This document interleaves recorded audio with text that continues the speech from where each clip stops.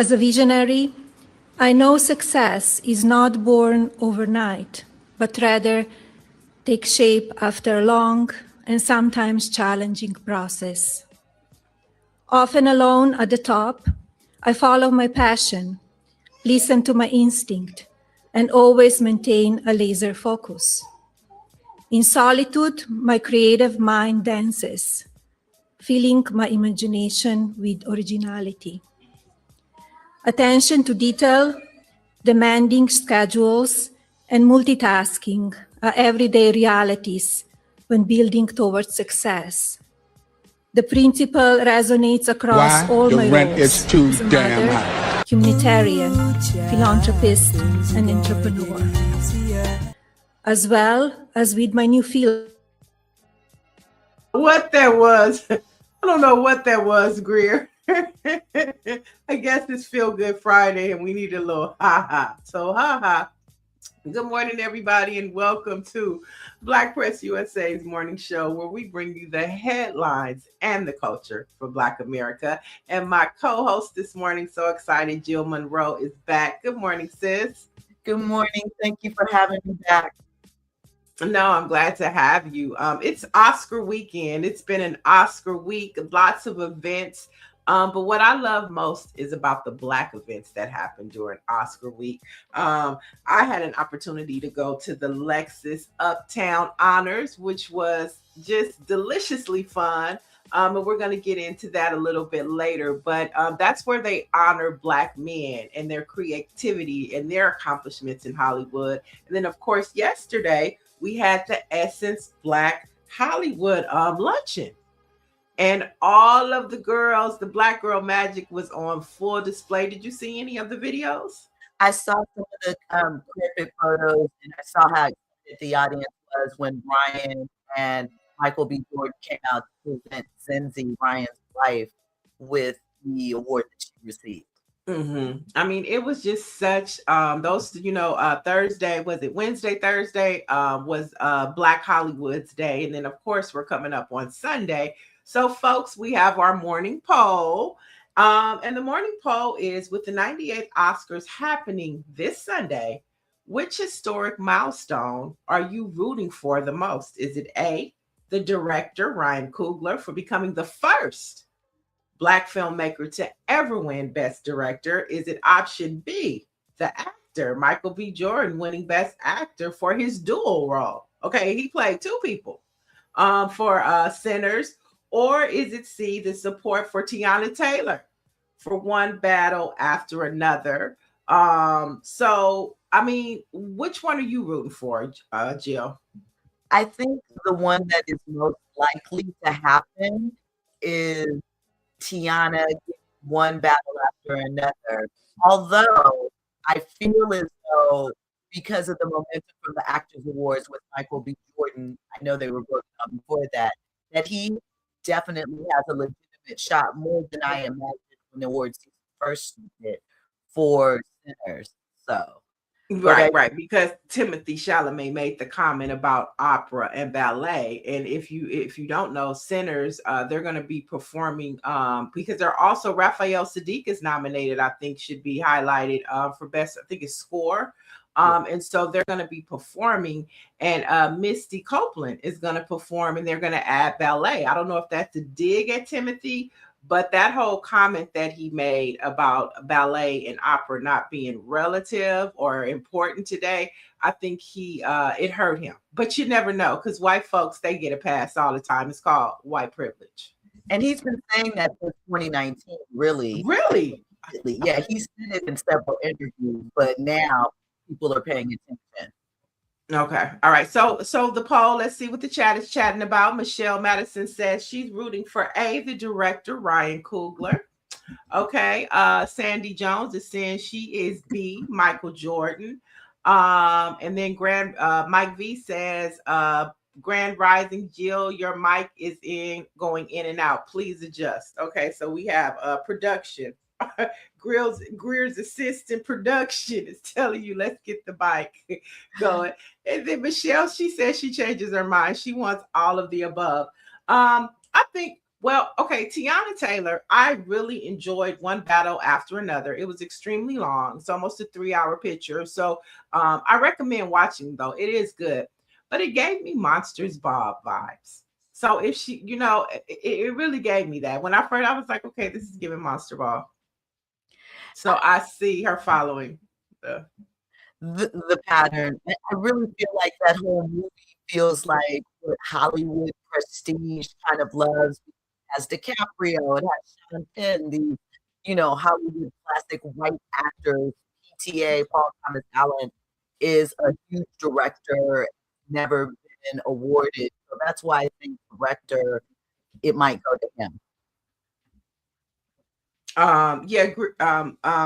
You did bring this up earlier too. You might want to switch your mic or come in and out because people want to hear what you have to say, and it's going in and out. We can hear you, but it's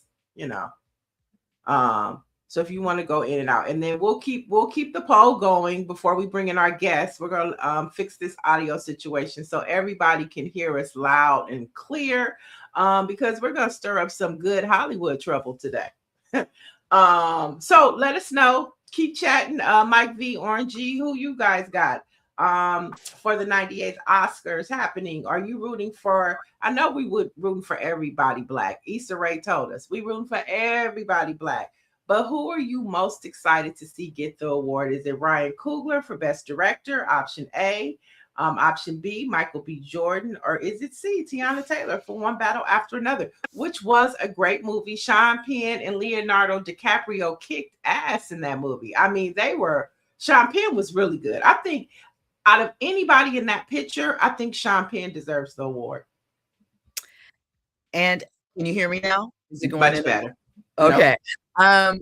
I think Sean Penn is likely to win. I believe he's nominated for supporting actor, which gets into Delroy territory, but I think that might be where Sean picks up some steam. I believe he's nominated. Nancy Wall says, I don't watch it, but I want Ryan Coogler. You gotta watch Sinners. I might watch it this weekend just because it was such a great film. And it wasn't, anything but a good movie. Okay, it was a thriller. It was a thriller. It was a thriller. It was a great movie. Loved the characters. Got invested in them all. And Michael B. Jordan, we cannot underestimate and not talk enough about Michael B. Jordan playing 2 roles, and he did an excellent job. I mean, I think if anybody deserves Best Actor, he deserves it. He played 2 roles. Okay, that should mean something. 2 roles distinctly different. His approach to the twins. Originally, it stated that Smoke and Stack, it was supposed to be he and Jonathan Majors, but whatever happened. I think that it was an excellent performance. He even held his mouth differently so that Stack had a dimple. He wore different shoes, got into a little bit of method acting. He really showed off his range a bit, I think, with this, but we'll have to see. It's a tough category. It's a tough category. It's a tough category. Mike V said, I saw Sinners twice in the theater, worth every penny. I totally agree. I mean, and it had a little historical context to the movie as well, which was good. So yeah, we'll talk more about that. Keep letting us know what you are excited about this weekend in the Oscars, because it's a lot of Black magic in there. Before we get to our first guest, we started with Melania Trump, which they're saying that her movie is #1 on Amazon Prime, but I don't know anybody who's watched the movie. Have you seen the documentary? I have not. Me neither. And I have no desire to see it. I mean, because I can't even understand the woman. Okay. And I don't know how she keeps getting overlooked when we're talking about immigration reform. I mean, I just want to see her paperwork, but neither here nor there. With that being said, Google searches about Jeffrey Epstein files have dropped. Okay. And and interest in the files has plummeted by at least 95%. And this is according to Google data, because of the U.S. and Israel military strikes against Iran. Now, this comes as allegations of Donald Trump taking advantage of underage girls begin to, be a main topic of conversation. And we also know that Melania Trump is in those Epstein files. And so it just seems that as the conversation continues to narrow down, especially after Bill Clinton and Hillary Clinton testified, the conversation began to narrow down on Donald Trump. And then you have airstrikes. Is it a coincidence? I don't think it is. It seems rather obvious that every time something with the Epstein files happen, there seems to be some distractions that are thrown out there. Could be a coincidence, but the number of times it's happened and the severity with which we continue to escalate with each one kind of signals something. So.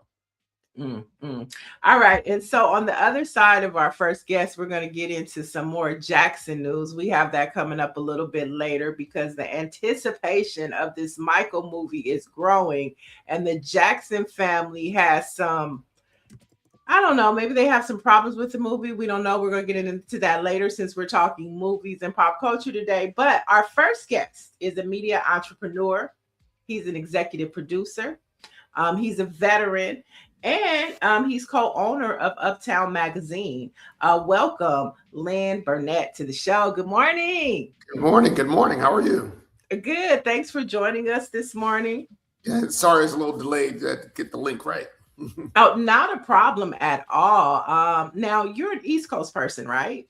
I'm an East Coast person, but I'm on the West Coast today. That's right. That's right. Because you just had a fabulous event that I was able to attend, and I'm talking about the Lexus Uptown Honors. What a fabulous event. Thank you so much. It was great. It was our 16th year. Okay. And so at the Uptown Honors, you honor Black men. Yes. We honor Black men. Omar Miller, Mario Van Peebles, Tay Diggs, and Wood Harris.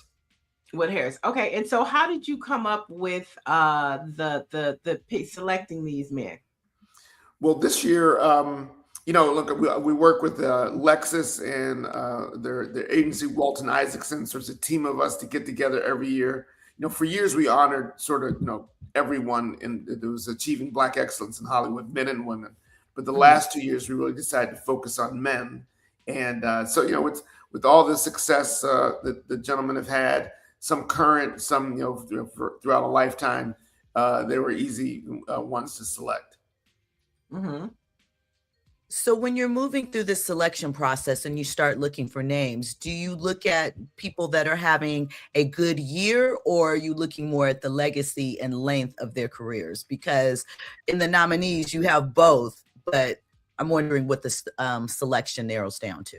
No, it's really a little bit of both, right? We want to try to find some people that are doing some amazing things today and current, but we really also want to pay homage to folks that have been trailblazers and been successful and really paved the way for many of the folks in Hollywood today, a la Mario Van Peebles, right? So, and then you have people like Omar Miller, who, really just, he's had a legacy career doing some amazing acting, all of them, right? And a little bit of a newcomer, although he's been around, Wood Harris. And of course, everyone loves Tay Diggs. So, a nice mix of, folks that have been doing amazing things and trailblazers through their careers. And so talk to us about, so you're planning these events. Talk to us about some of the highlights from Thursday. Was it Thursday? No, Wednesday night. That was some of your favorite takeaways from the night. Well, first, there were so many, but first you have to go and shout out to our hosts, Chris Spencer and Ty Beauchamp. They've been doing this, I think, for 6 years with us. And they always have, they're just a great tag team. Chris is, amazingly funny, and Ty sort of keeps him in check. So those are always good highlights. Of course, some of the speeches, the acceptance speeches, everything from Omar and bringing his brother up there. I think that was amazing. Really, he said, hey, allowed him to be fearless, with the big brother always behind him. Also, you can't, Mario's speech was amazing, right? I sort of walked through history. I learned so much even through that. So, and it was a call to it was a call and response too, like we were in church. Exactly. Yeah. And then, what's always special is the crowd, right? Many of the folks have been, around Uptown for 22 years. We've been doing that specific event 13 years with Lexus, 16 years overall. Then prior to that, I used to own Savoy magazine, as well as Vibe, and we did, Oscar events then. So many of those folks in the audience have been supporters of the magazines, and myself and my partner Brett, for a long time, and that's always special to see them. One of my highlights, since we're talking about highlights, was Shantae Moore. Oh, how can I forget? That was brilliant. A songbird. Right. The vocals. Okay. Yes. I mean, and it was a great way to start the event because everybody was walking around. But when she started singing, everybody sat down and it was like, okay, it's showtime. Now, what about that note, that last note she hit? Everybody thinks it's the Mariah. No, yeah. Shantae. Okay. Yes. No. So I'm glad you mentioned that. Yeah, she was amazing. Amazing. So, Lynn, my question is kind of speaking to your legacy. You mentioned that you were a part of Vibe, Savoy magazine. You have seen this business go through a lot of transitions, and we know that media in particular is sort of in an emotional upheaval, let's call it. That's saying it politely. What are your thoughts on the current media industry and how you've managed to shift and pivot within it and continue to grow? It is tough right now. I think, and somewhat disappointing, if I'm being honest. I've been doing this I started my first magazine out of college, out of an apartment in New York City. And, look, we've seen things ebb and flow for sure. And then I reflect back, after the murder of George Floyd, and then all the things that folks were saying and committing to, right? And not that things have to stay exactly the same, because it was for the conversations were more than about the money and the commitment, but about the structure and and understanding the importance of Black media and what it meant, not just for Black folks, but for America. There are so many things that were said, and then fast forward to where we are today, and it's just radio silence or very limited conversations, or harder to get access to folks. And certainly there's some brands and people that still remain steadfast and committed, but it's just somewhat disappointing, for me as well as many others that have dedicated our careers to this, to sort of see where we stand right now at this moment. Now, that being said, in some regards, we've been here before, but I have to say it's, definitely seems a little bit tougher than normal, but it does ebb and flow, right? And so I think we just have to remain steadfast with what we're doing, remain committed to the ethos of what our brands are, our mission. And then, the other thing is this, we're a resilient people, right? And so, with that, it keeps me motivated and positive, and knowing that we'll continue on the journey. I think that to remain successful, though, we have to also understand that the media landscape is just changing in general. And so what I've been blessed, the most important thing I've been blessed with is to work with some amazing people throughout my career, but also understanding and reading a bit of the tea leaves and evolving. I mean, I was birthed in print, and, no one loves a magazine more than me, but really saw, the evolution of obviously the digital age, what that meant, branded content, events, and really, for me, it's being able to offer clients, and as well as the consumers, different entryways into your brand. And so with that, that's why you see us do so many events, do content, and then, you got to, sort of move with the time. So that's some of the advice I'd give folks in this industry. And so let's talk about Uptown Magazine. What's the vibe of this month's edition? How can folks, tap into it? Talk to us about the Uptown Magazine. Yeah, so we don't produce a magazine anymore. We've really It's digital. gone back. Yeah, so we just do a website. Now, that being said, what we're doing we've done a few times before, but we're coming out with digital covers and stories. So you'll see in the next week digital cover stories on all of our honorees. So you see a lot of that.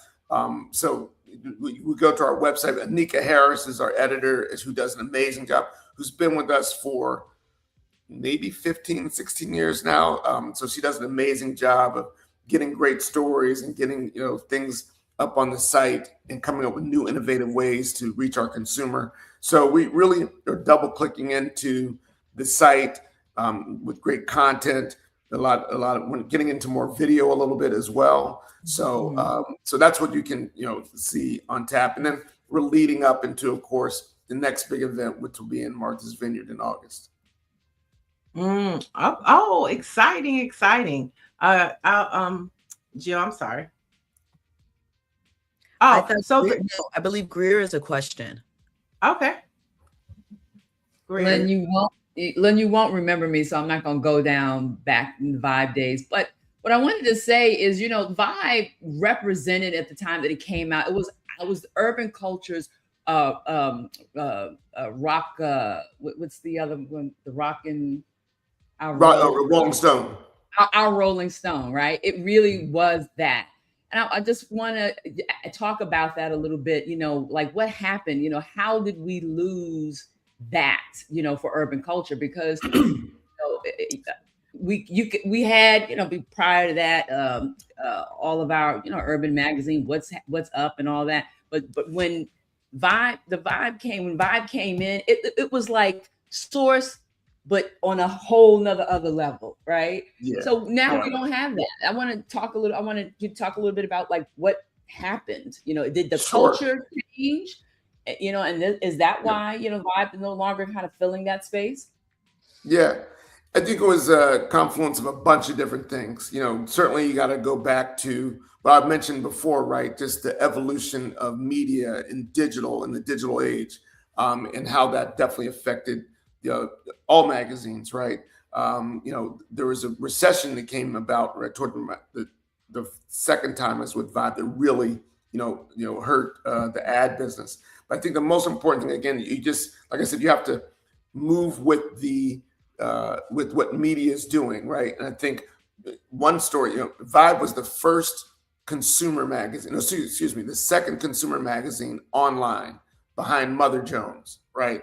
So we had a website up, and we're doing it early in the days of the digital age. But then, we definitely were on the forefront of that. Times changed. I think one of the things that Vibe wrestled with, and I think was, part of, I won't even say the demise, because the brand still lives today. It's not as powerful as it once was, but it's certainly because at the end, a lot of things have changed. But we necessarily didn't evolve with our audience, right? So it was like, we were birthed in the early 90s with hip hop. We were all young adults then, right? And then as we got older, there was we still loved that brand, right? But there was a decision of whether or not do you stay with your audience like Rolling Stone did, right? So remember, Rolling Stone was the Rogue magazine for young kids back in the day, and then it became a great, safe magazine for adults. Or do you sort of try to keep up with the youthful part of the audience, right, and stay with them? And I think personally, what I was hoping to do while I was there is to continue to elevate it with our audience, but we sort of stayed with trying to be cool in hip hop. And it did, and I don't think there's really a total right or wrong way, but, that was one thing that I think, if you look at the success, again, all those brands, Rolling Stone included, are having tough times now, but Rolling Stone's longevity was based upon that it grew with the audience that loved them the most, right? Where Vibe sort of stayed in a space of young adults and you kept having to shift and be cool with them, and that's tough to do. The other thing is, and what we're doing with Uptown, of course, is we really are committed to expanding the brand, right? You know, people love the brand, and you have to be able to have entry points to the brand beyond just the magazine, beyond just digital. And again, those are things I think, you know, in retrospect, that I think we all wish we would have expanded upon when we had the chance. No, I really think that like the Uptown Honors is like one of those things to expand the brand and introduce the Uptown, the magazine, the website, to people who might not know. I know in radio we used to call it non-traditional revenue, NTR. And so you need those types of things beyond just presenting the news. I think you're doing an excellent job at it. Before we let you go, of course, we are Black Press USA, the home of NNPA. And so when you're on the East Coast, what Black newspaper are you reading? Well, you know, I was in Harlem, you know, for many years. I now live in Miami. And so, you know, so of course the Amsterdam News was, you know, something that was always around. Then there's a Harlem News, which is a really small paper that's been around for a long time and very influential. I grew up in Detroit. So of course, shout out to the Michigan Chronicle, which is always a staple, you know. And now that I'm in Miami, and I apologize because I'm not going to remember the name, but someone just introduced me to someone else that really, there's a Black newspaper, I think, in the Fort Lauderdale area that's very, you know, popular. So, you know, yeah, but it's always, you know, need to find more of them, right? You know, along the, but, you know, the ones, the Amsterdam News, the Michigan Chronicle, and then I also grew up in Pittsburgh. So the Pittsburgh Courier was, you know, a big magazine, a great newspaper for us back in the day. That's always special. Matter of fact, I was once as a kid written up in the Ebony Fisherman, was a section in the newspaper, because I caught my first fish, a walleye. I think it was in the Pittsburgh, one of the three rivers. So, you know, can't say enough about the importance of, you know, Black media, but most importantly, the Black newspapers. So, yeah, but those are ones that are sort of near and dear to me. Well, thank you so much for getting up to join us this morning. And we'd love to have you back on a Friday just to talk Black pop culture. Yeah, I would love to. Thank you so much for having me. It was really a great pleasure seeing everyone again. So, you know, look forward to doing it. Congratulations. Congratulations. Such a great night for Black Excellence on Wednesday night. Congratulations. Thank you so much. Thank you. All right. Peace and love. All right. Bye-bye. All right. That was fun. And it's nostalgia. You know, I feel sorry for like the younger millennials and of course Gen Z, because we had Vibe, right on magazine, Fresh magazine, and we would get it. And I know I would get it when they had like a new edition or Bobby Brown poster in, and then pull that poster out and put it on my wall. Kids today, young people, they will never understand the importance of having that experience or being able to get the Right On magazine and read everything that's going on. Okay. It was just such a great time. I want to add to that too. And I think Jill would appreciate this, especially during the era of Vibe, because when it was released, it gave you know, a lot of Black hip hop journalists an opportunity to kind of raise the bar, right, and get more visibility, because they were always interested in our, you know, in our writings, right, but we were kind of at that time relegated to, and not that there's anything wrong with it, to the Source magazine, which is a very niche, you know, operation. And let's not forget about Rap Pages. My friend Al Gordon used to be the editor. Absolutely. And Rap Pages used to sit like on the 22nd floor of Larry Flint's. Remember that, Jill? The Hustler building. Yeah, the Hustler building on Wilshire. I mean, those were the days. Okay, I'm just saying. Well, when Vibe was released, it gave, you know, it put Kevin Powell like in a different space, right? Danielle Smith, you know what I'm saying? Put everybody in a different space, and you know, got people jobs, and they were really able to expand their careers. So it's an important document, you know, to urban culture, and especially for hip hop journalism. It's something that's very, very meaningful to me, because that was my era. You know what I mean? Right. And let's not forget about EUR Web, and Shout out Jill's to Lee. affiliated with, Lee Absolutely. Bailey. Yeah. And what was the other trade? Remember the trade publications? And then you had BRE. there you go. Stuff like that. What I was, to Greer's point, and shout out to Lee, he was like one of the first online of this format, a sort of urban format, to take it online back when he did it in the 90s. So big ups to Lee Bailey. But to Greer's point, like with Kevin Powell, his interviews with Tupac behind jail gave us a depth. I think it encouraged long form reading and showed us a side of artists that we couldn't see, as much as we loved Rap City and Yo MTV Raps, we got a little bit more depth behind it and understanding in some of those pieces. So I really appreciate that. Yeah, and you brought up BRE and Jack the Rapper, like the trades turned into conventions and festivals that everybody would go to. And you just don't have that anymore. And that was connection. And that's something that we don't have right now. The connection is just social media. And that is, is proving to be semi-toxic. Let's just be real. And so, I mean, just having that conversation with Lynn brought back all of that. And I think you get a little bit of that when you attend something like Alexis Uptown Honors. You get those people in the room, and it kind of takes you back to a time where you wish, you had a little bit of it in the present, a little bit of it in the present. We were talking about off air. I saw a clip with Wood and his brother Steve rapping Eric B and Rakim back from 87. I mean, you don't get those classic moments anywhere else, but at something that is like family. Right. And when they did that, everybody was rapping, and it was such a moment. To your point, Jill, it was such a moment, and everybody chimed in because everybody felt that nostalgic feeling. We can go on and on about that, but our next guest is in, and travel is out of control. I saw a report this morning that some TSA workers are sleeping in their cars at the airport because they can't afford gas because they're not getting paid. Republicans won't pass the bill. Democrats are holding the line because of ICE. And all of this funding that they want to have to terrorize Americans. And so it's just, travel is mayhem. Lines are wrapped around the corner, and then you never know under this administration if you travel someplace, if you get stuck or not.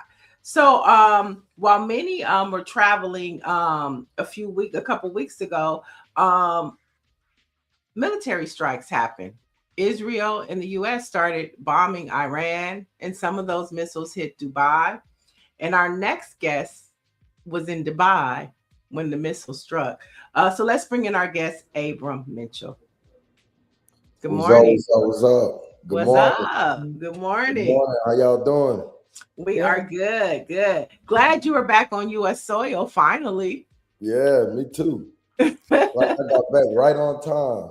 Right on time, but you were in the thick of it. You were stuck in Dubai. I don't know if you were stuck though, because when we looked at your videos, it looked like you was having a good time.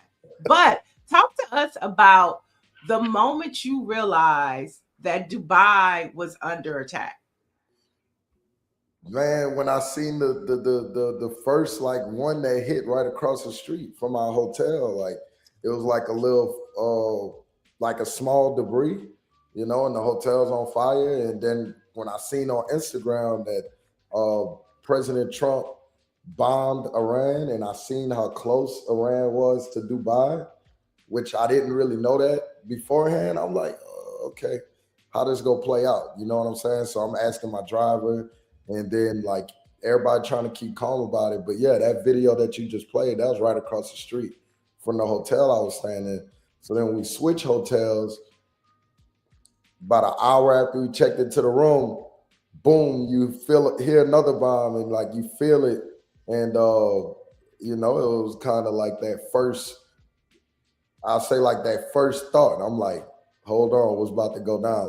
We're about to see 20 missiles and bombs hitting Dubai over and over again, because we also got the little alarms on our phones that sound like Amber Alerts. So like the bomb hit, you feel it. Like, what was that? And it was the one that actually hit the airport, and then you hear the phones.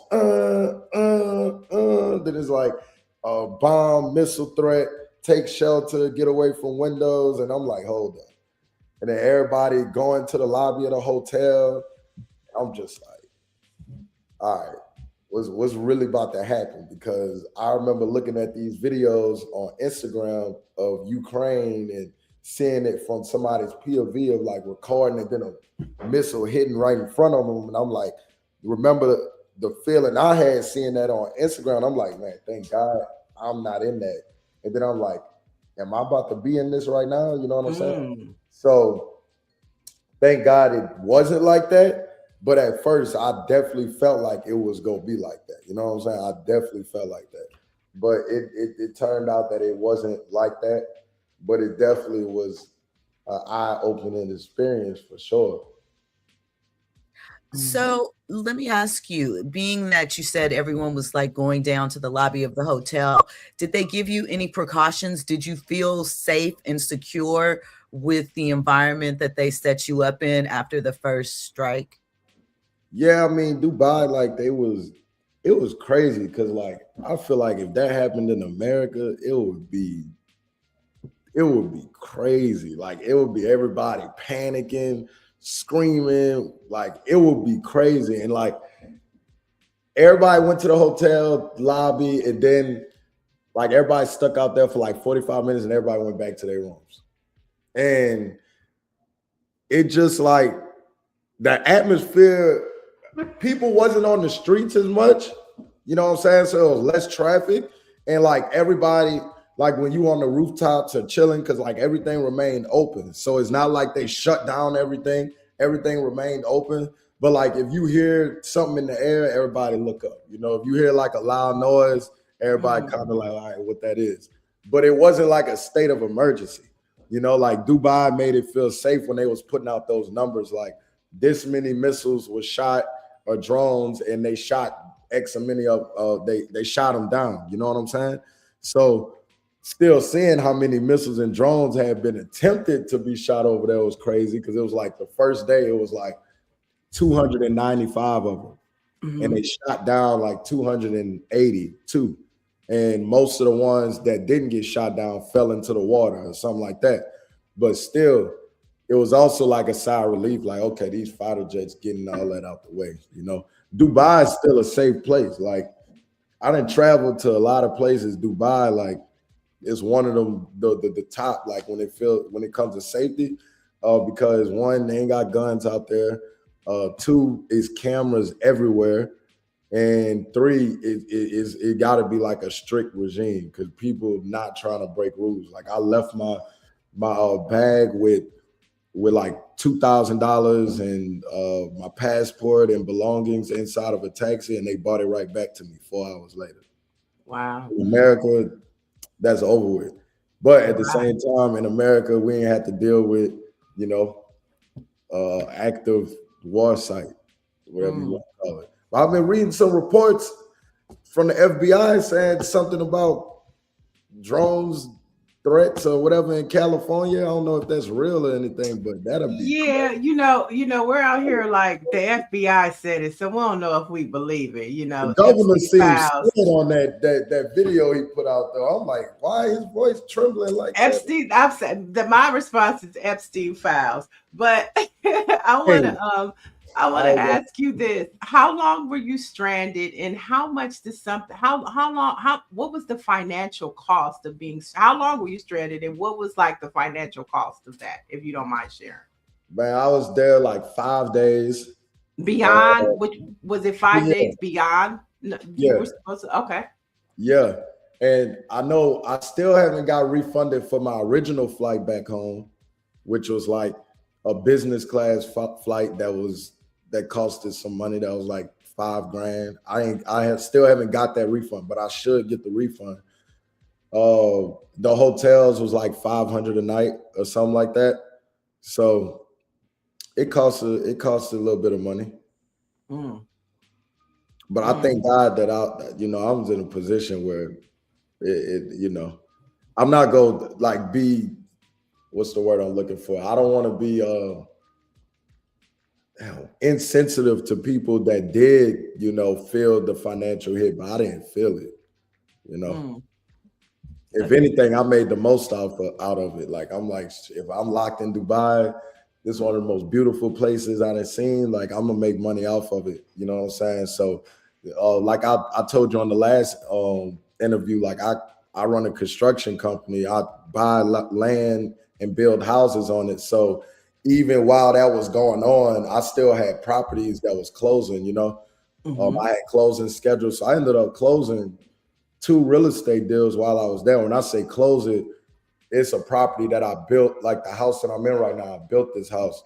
I just live in it. I didn't sell it, but most of the other houses I build, I sell them. So I had 2 houses that I built that sold, and that's why I was saying flights might stop, but wires don't. Like, I still was getting my wires to my account. Bars. You know, I make digital money based off of my intellectual knowledge, you know, so I teach people how to get into real estate, how to start building, you know, if they'll like to do that. You can see right there that flyer. I did like a free masterclass while I was in Dubai. So once I realized, look, I'm gonna be out here for a few days, we're gonna make the most of it. So that's what I did, you know. Okay. And that's probably how, you know, you ended up seeing some stuff. You know, I'm like, okay, we're gonna put content out about this. We gonna show people the real side of it, because you got the news side, then you got the people that's on ground. You know what I mean? So that's what I started focusing on doing. So man, that's some beautiful houses y'all just put up there, huh? I think you did a good job, huh? What was the process like getting you home? Were they in constant contact with you? Did you have to buy a completely new flight? Like, what was that process like to get you back to the United States? Yeah, we had to buy new flights, and it was a 2 a.m. flight. The flight there was 12 and a half hours. The flight back was 16 hours. So it was a long flight. Yeah, but it was a relief to get home, you know. I mean, it was like regular. It wasn't like the U.S. Like, I heard that the U.S. was taking people back home, but I caught a regular flight at the airport, you know. So the airport was open and operating like normal. You didn't have to have any special escorts or anything like that. They didn't have a fighter jet. I was looking for the fighter jets. Like, when we took off, I didn't see them, you know. I didn't see any fighter jets. But, I mean, the airport was operating at probably like 25% capacity, you know what I mean? So it would just kind of like hit or miss. If they let you check in and your ticket get confirmed, then go to the airport. If you get that message that your flight been canceled, then boom, try again the next day, you know? Wow. So I seen that I was tracking like the flights, and I seen the night before they had let a flight out to go to JFK, and that was the first one to go to the States. And I think that was on March 6th. I ended up getting home on March 7th. So when I seen that one, I'm like, okay, cool. There's another flight around the same time scheduled to go to JFK. This is gonna be the one that I'm gonna be able to hop on. So it all worked out. God willing, made it home. I've been seeing like it's been getting a little worse since I left. So, you know, I was enjoying it, but like some of the buildings that I was looking at is now getting hit, you know, like wow, literally buildings like from my view. I'm like, okay, all right, I'm back on U.S. soil. I feel good. You know, this is why I was born and raised at Dubai. I love you. You know, I want to come back, but y'all got to deal with some laundry right now, you know. Hilarious. So with that experience, do you still feel like you want to take a spring break, or are you just going to sit still for a while? Are you scared? The question is, are you scared to travel after that experience? No. I'm not scared to travel. I want to go to Tokyo. I want to go to Africa. There's a lot of places. I want to go back to the islands. I'm not scared to travel. Like, life not a dress rehearsal. You know what I mean? Like, I don't know when I'm gonna check up out of here. So I want to live my life. You know what I'm saying? And if they saying that this is in the way, in the line of fire, then I'm not going there. You know, like we had a retreat with, you know, some of my clients and my students to Mexico, and we canceled it. You know what I'm saying? We go keep an eye on that because, of course, we don't want to be reckless. You know what I'm saying? But at the same time, this is a huge planet we live on. Like, everything is not at war. You know what I mean?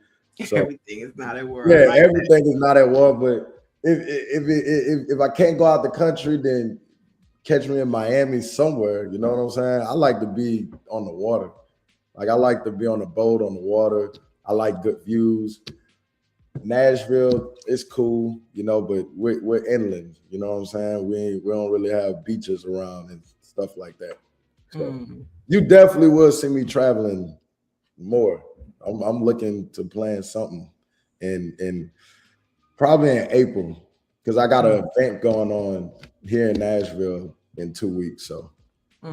Well, we would love to have you back to talk about real estate and entrepreneurship, because we love to amplify Black excellence, and you definitely represent that. But before we let you go, what Black newspaper are you reading or is popular in your community? Damn, why you put me on the spot like that? Because you gotta know your Black newspaper, okay? BLACKPRESS USA. Okay, good answer. But next time you come back, that's your homework. I got you. That's the homework. What's the Black newspaper in your community? But we do want you back to talk real estate and entrepreneurship for sure. How was your? I got a question for you. How was your gift? You enjoyed it? Yeah, I did. I actually enjoyed it right before I went to the Lexus Uptown Honors. Okay. So I went to the Oscar party and I popped it open and toast to the future. That's good. That's good. That's good. Now, shout out to you. Appreciate you for having me on the platform.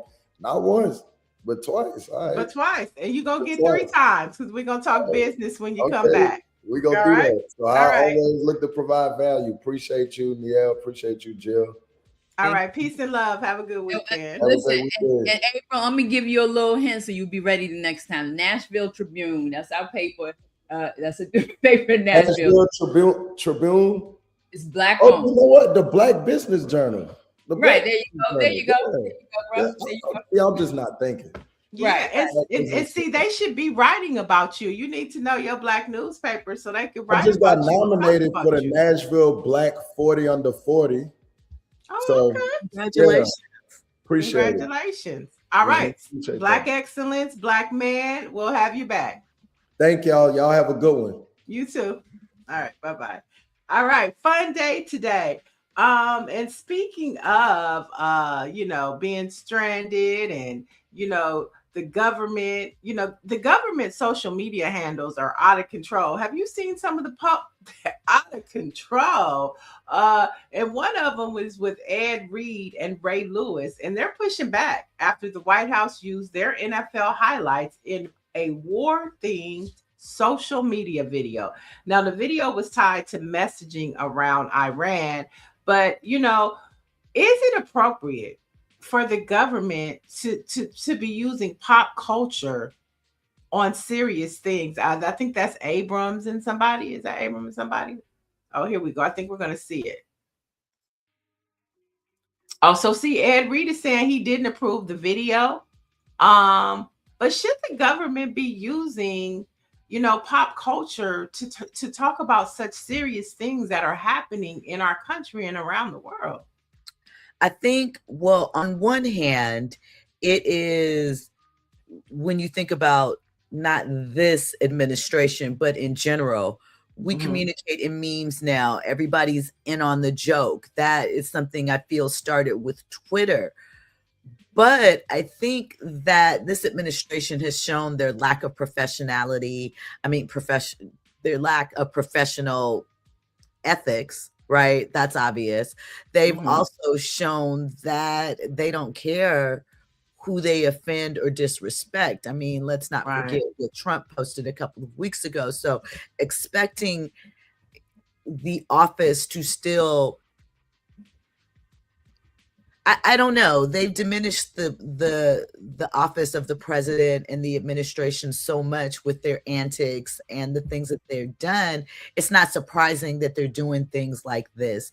It's the audacity, but I mean, where can you go? Where can you go for serious information? Like, I don't trust the government. Like, I don't feel like I can go to any government agency, whether it's the Department of Education's website, whether it is HUD's website, whether it's the White House, and feel like that I'm going to get the truth. I damn sure can't go to the Department of Justice website and think that I'm going to get some proper information. Or like Abrams brought up, you know, he's heard about drones in California. At first, when I heard that, I panicked, and then I thought about, well, wait, this comes from the FBI and the Epstein files. I don't believe it. I don't believe it. You know, conspiracy theory here in my mind. I was like, oh, this is Trump's way of trying to get back at Gavin Newsom. They're gonna, if any attacks come, its call is coming from inside the house.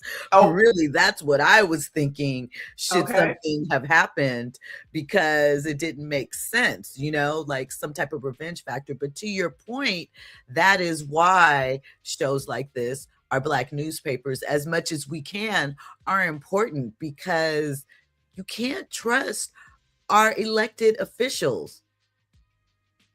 Well, you right. I'm leaving the elected part like this. No. But certain ones. Listen, did because you didn't speak on it. Did you see the opening video with Melania talking about her being a visionary? Come on now. Trump was standing right what she was saying. I couldn't understand she. I don't pay attention to a whole speech about how perfect and great she was. I mean, like, this is real. Did you see her at the what was it? The she was a dignitary. Mm-hmm. Right. Like, come on. This is insane. It's a joke. It's a joke. Okay. It is a joke. And I'm more concerned. The drone thing was like, I called my mother. She was like, oh, your face? I'm surprised, because nothing phases you. And then I thought about it. I was like, you're right. It is. I'm more concerned about sleeper cells.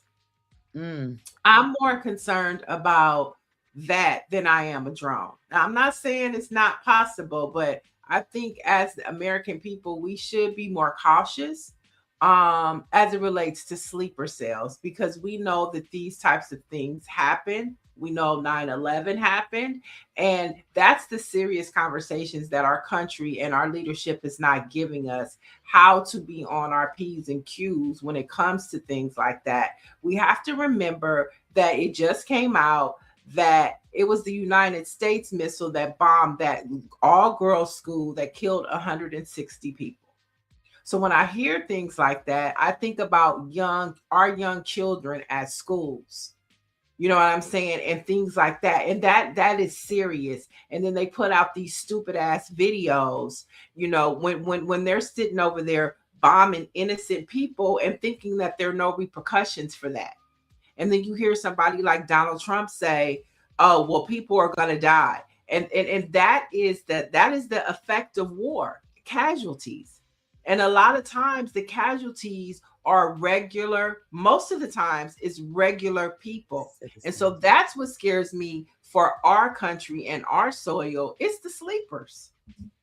Yeah, absolutely. Because, I mean, let's be clear, there hasn't been a major war in the United States since the Civil War, I think. So, I mean, there are some people that are going to be out there, like you mentioned, these sleeper cells or whatever, using this as a way to hit back at the United States overall. I don't know how we stay on our P's and Q's with something like this, because we have a hard time getting relevant, accurate information.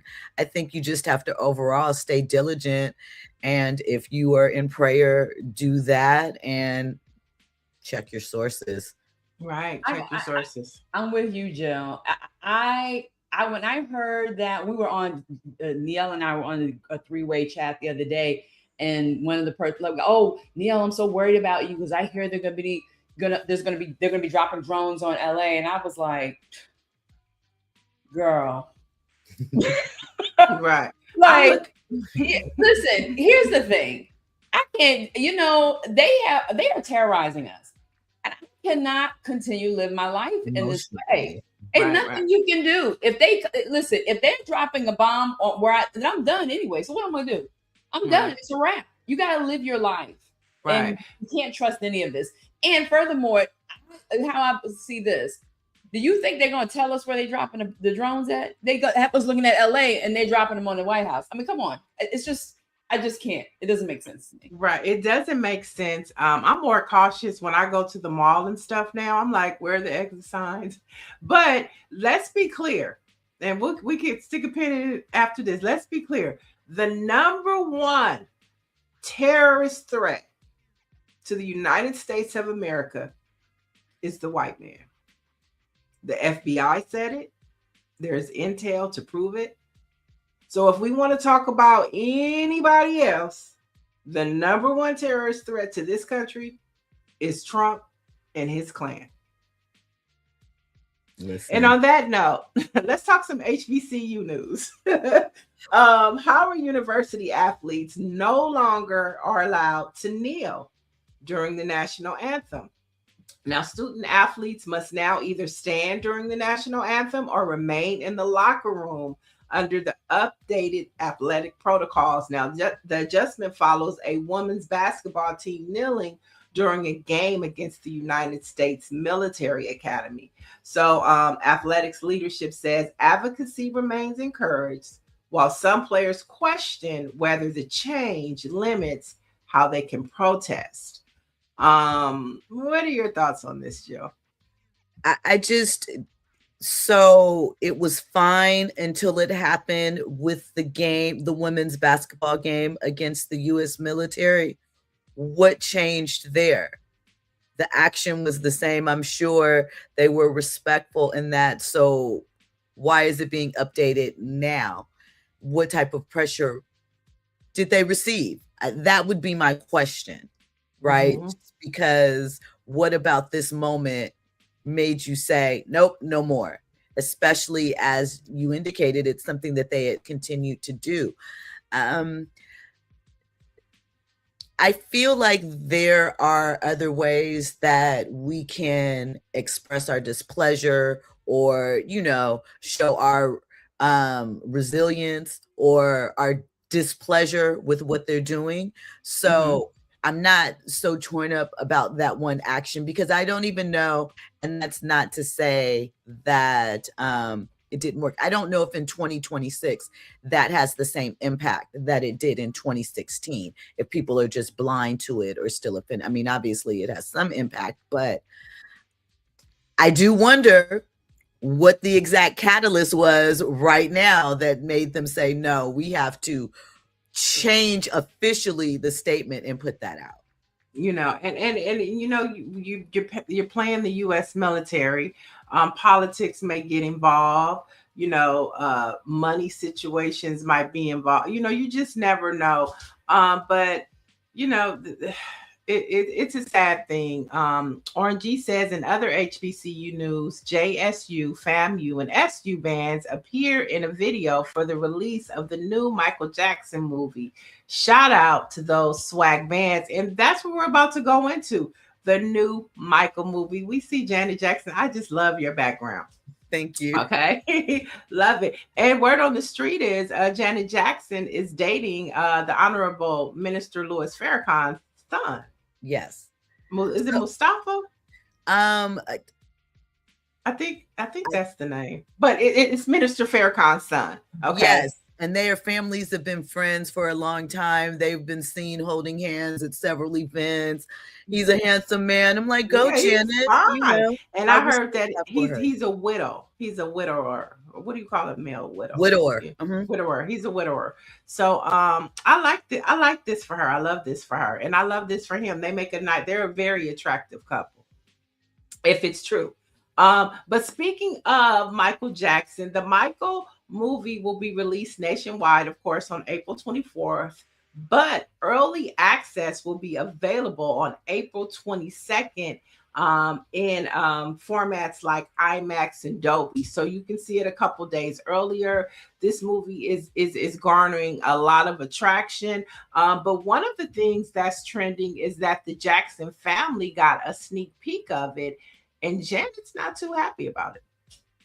Yeah, so what they're saying is that Janet was highly critical of a lot of things in the film, and that allegedly she and Jermaine got into a back and forth where Jermaine allegedly told her she's just jealous. They're saying that obviously Jermaine's 29-year-old son, Jafar, is starring as Michael.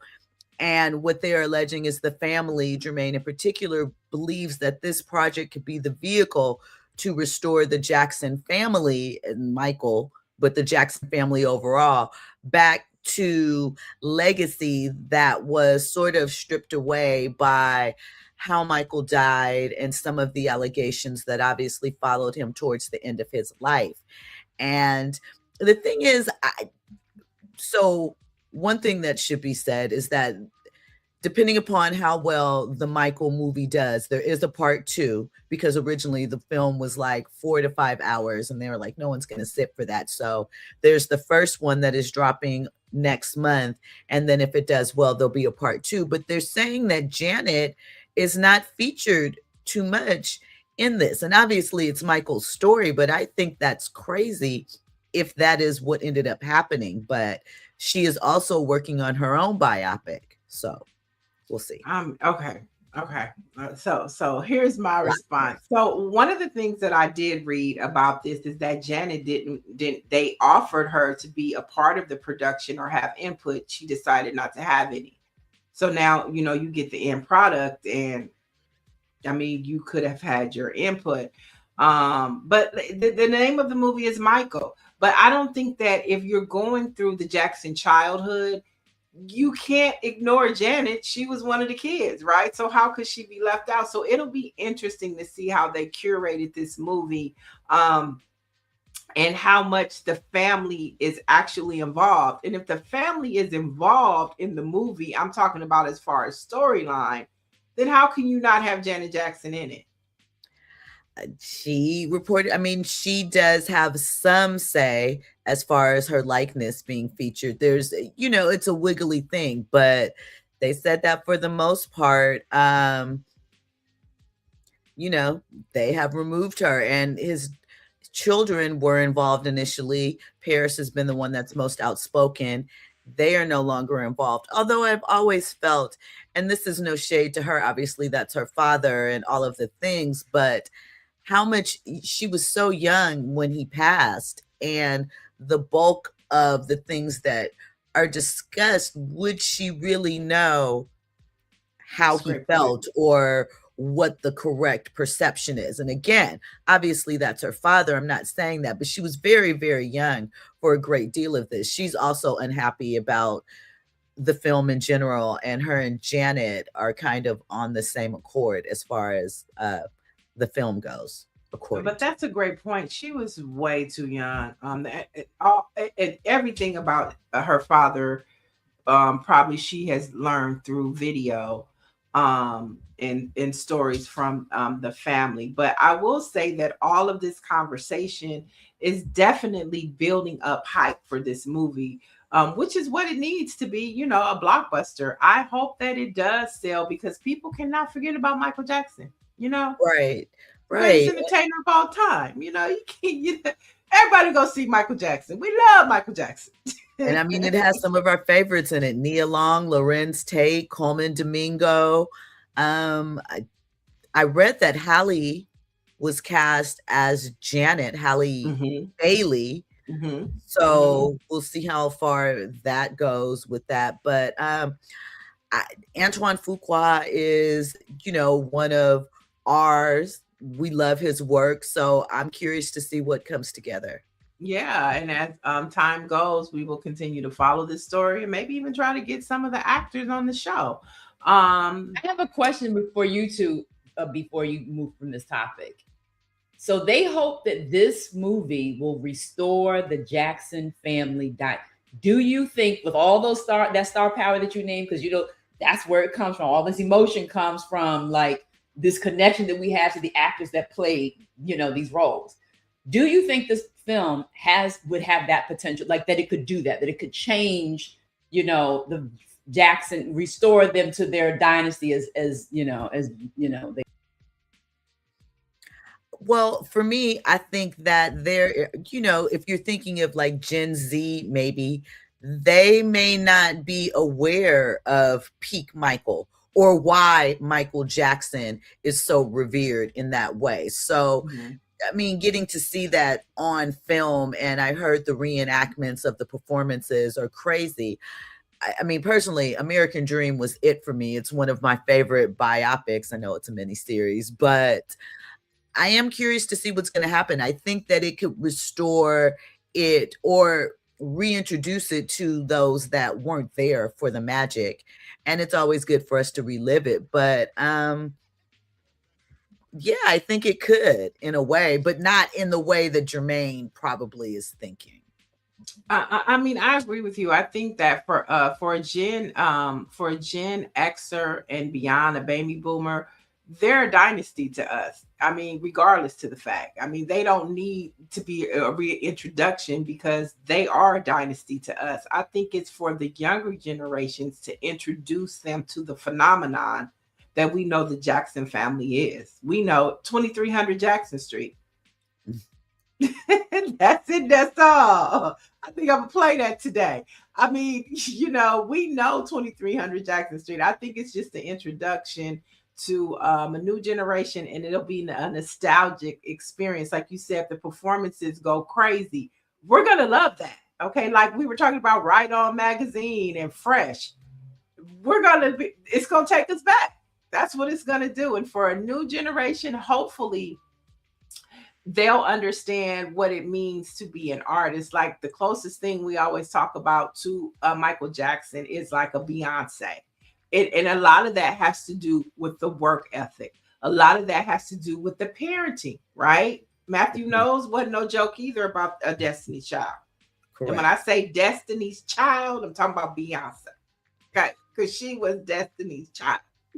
But we love the ladies. We love all three of them. But I think that's what you'll see is that, you know, concerts today, that energy, that work ethic, the time to give you a production, to give you an experience.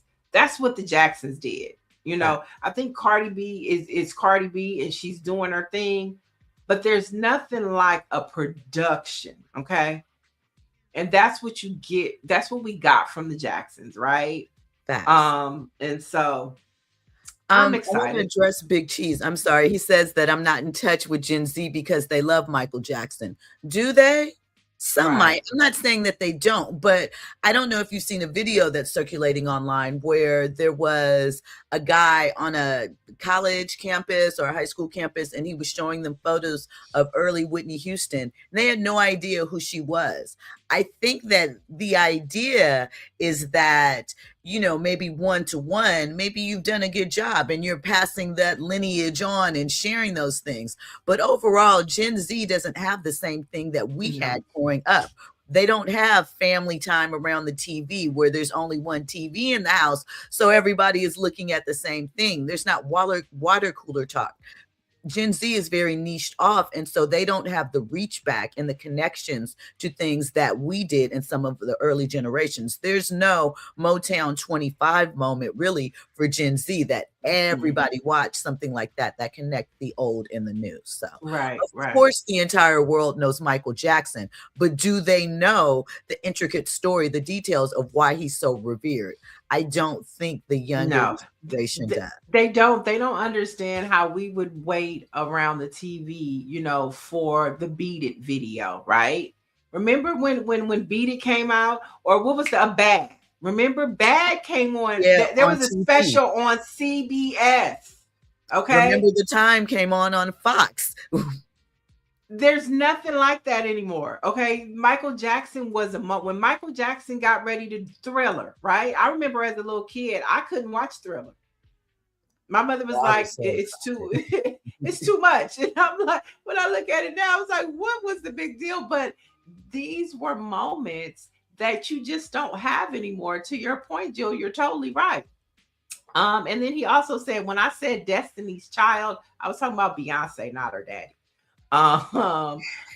So yeah, so and when I think about it, like you kind of miss those times, because those were moments that, like, to your point, Gen Z and like the younger millennials, they just didn't get that experience, and they missed out on it. It's like, how many kids go outside and drink out of a water hose? Like, those are things that just, they make you who you are, and they're part of your growing up experience. And I mean, I think like you're going to be introduced, but somebody said in the chat, which I think is a great point about Michael Jackson.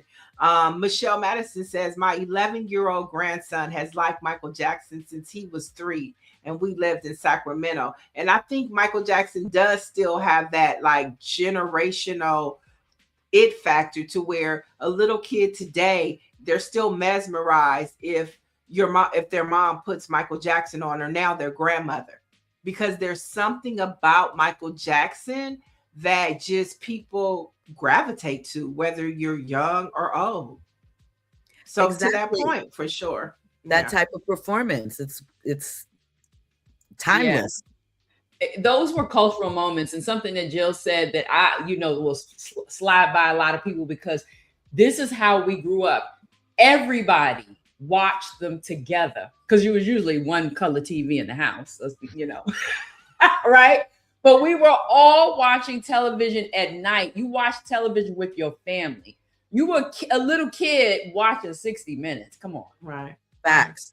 You know what I mean? You were watching the Muppets with your parents. Kids are consuming, television and entertainment by themselves now.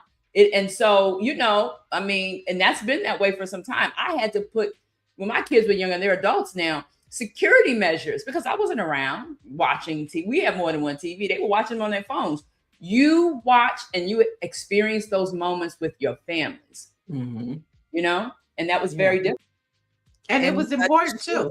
Yeah. You got to share that bond. It was conversation. It was connection. I mean, you think about when we talk about like, the cookout, the family reunion, the barbecues, music is such a key part of that intergenerationally. And so I think that Michael Jackson, especially at that time, was something that brought us all together, no matter the age. And again, I'm not saying that people aren't aware of who he is, but why we revere his greatness, those details, they may not be as familiar, and they may only be familiar with the wacko jacko side too.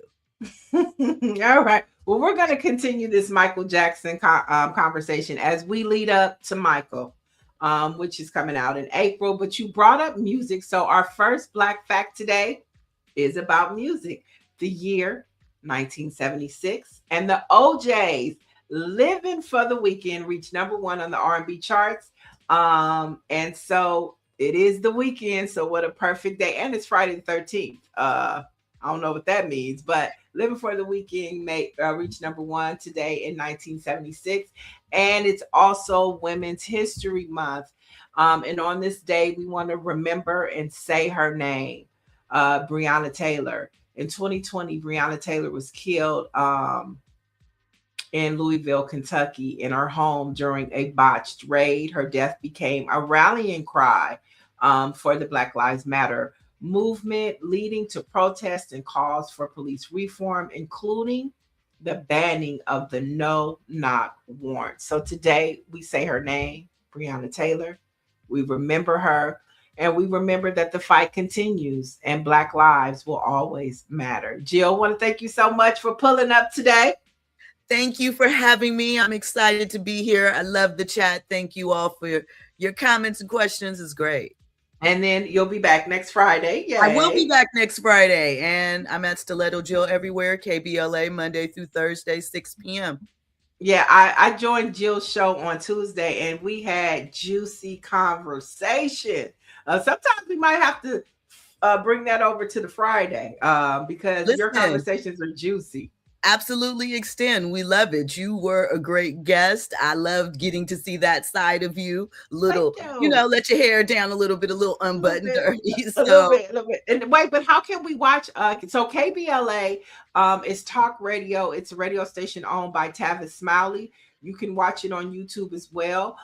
So how can folks tap into your show and at what time? Remember, we got a lot of East Coasters and Central Time folks too. Correct. So 6 p.m. Pacific time, 9 p.m. Eastern Standard Time. It streams on YouTube. YouTube is KBLA 1580. Me personally, I'm at Stiletto Jill on all platforms, and that's Monday through Thursday, 6 p.m. And yeah, I'll be back here next Friday. Niall will be on with me on Tuesday. And well, next Tuesday, because I'll be Tuesday in DC because we have an event. That's right. We have a your amazing event. How can I forget? Yes, Please tell them the event, Niall, for those who are. Okay, so next week is Black Press Week, and of course, Black Press is celebrating 199 years of providing you news, views, and advocacy. So the Black Press Morning Show, Greer and I are hosting a kickoff at Kitchens and Cocktail. You have to RSVP to get on the list. But we're Greer, let's show them the flyer. Let's kick it off. So we'll be honoring Georgia Fort, the independent journalist out of Minneapolis. This week, Rep. Al Green has confirmed to join us, along with New Jersey Rep. LaMonica McIver. They'll all be in the house. We will celebrate them for them standing up for Black America and for telling the truth. And we'll be celebrating 199 years of Black Press. So I hope to see you in DC, and I'm going to be looking for that Epstein statue. That's what I'm going to look for. I know that's right. I want a picture of that. But we'll be back with Monday. We'll be back on Monday with more news, views, and opinions right here on Black Press USA.